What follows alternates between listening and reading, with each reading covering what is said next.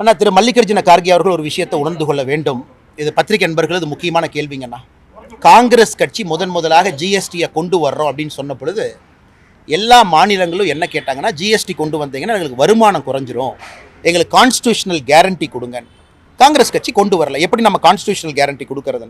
ஆனால் மோடி அவர்கள் வந்த பிறகு 4 ஆண்டுகள் 2017-18 நாம் காங்கிரஸ் அறிமுகப்படுத்த நினைத்த குட்ஸ் அண்ட் சர்வீஸ் ஜிஎஸ்டியை நாம் கான்ஸ்டியூஷனல் கேரண்டியோட சொன்னோம். சரி, 2022 வரைக்கும் ஒரு மாநிலத்திற்கும் 14% உங்களுக்கு வரியினுடைய வளர்ச்சியை உறுதிப்படுத்துகிறோன்னு சொன்ன பிறகு எல்லா மாநிலங்களும் ஒருமித்த கருத்துக்கு வந்தாங்க, நம்ம கொண்டு வந்தோம். ஸோ மல்லிகார்ஜுன கார்கே அவர்கள் புரிந்து கொள்ள வேண்டும், ஐடியா கொடுக்கறது முக்கியம் இல்லைங்க, உறுதிப்பட ஐடியாவை இம்ப்ளிமெண்ட் பண்ணுறது முக்கியம். மோடி அவர்கள் செஞ்சுருக்கிறாங்க. அன்னைக்கு இந்தியாவிற்கு ஏன்னா 18 டேக்ஸை கம்பைன் பண்ணுறீங்க. மாவட்டத்துக்கு ஒரு டேக்ஸ் இருக்குது, மாவட்டத்துக்கு டேக்ஸ்லேருந்து மாநிலத்துக்கு இருக்குது, தேசத்துக்கு இருக்குது. 18 டேக்ஸை எப்படி நீங்கள் சிங்கிள் டேக்ஸாக பண்ண முடியுங்கன்னா, அன்னைக்கு நமக்கு 4 அடுக்கு தேவைப்பட்டது. 18 டேக்ஸை நீங்கள் ஜிஎஸ்டிக்குள்ளே கொண்டு வரும் பொழுது 4 அடுக்காக கொண்டு வந்தோம்.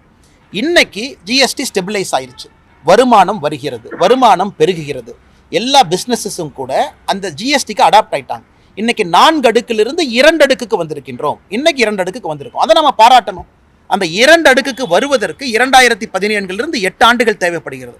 இன்னும் 10 வருஷம் கழிச்சு 1 அடுக்குக்கு வருமா? வரலாம். மத்திய அரசை கேட்கணும். இன்னும் 10 வருஷம் கழிச்சு 2035, 32 சிங்கிள் டாக்ஸேஷனுக்கு போகலாமா? அதை மத்திய அரசு முடிவு பண்ணணும். 4லிருந்து 2க்கு வந்திருக்கும். இதை அவங்க எப்படி மாற்றி பேசுகிறாங்க? இத்தனை காலமாக நீங்கள் 4 அடுக்கு டேக்ஸ் வச்சு கொள்ளையடிச்சிங்க. அது எப்படி கொள்ளையடிச்சிங்க? அந்த பணம் மக்களுக்கு தானே வந்துச்சு.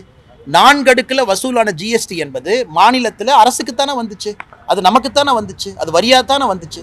அதனால் இன்னைக்கு மல்லிகார்ஜுன கார்கே போன்ற ஒரு மூத்த தலைவர், கிட்டத்தட்ட 80 வயசுக்கு மேலே இருக்கிறவங்க, 60 ஆண்டு காலமாக அரசியல் இருக்கிறவங்க, முக்கியமான ஒரு கட்சியை சார்ந்தவர்கள், காங்கிரஸ் கட்சி பேரியக்கத்தினுடைய தலைவராக இருக்கிறவங்க, முன்னுக்கு புறனாக அவர் பேசுவது அழகல்ல.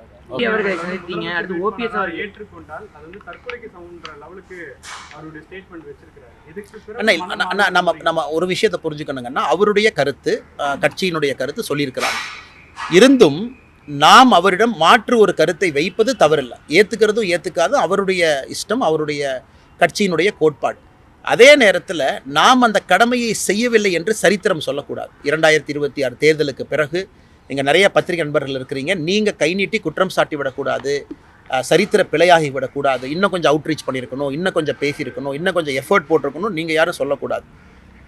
அதே நேரத்தில் நாம் புரிந்து கொள்ள வேண்டும், அரசியலில் நிரந்தர எதிரிகளும் நண்பர்களும் இல்லை. அதனால் பொறுத்திருப்போம்.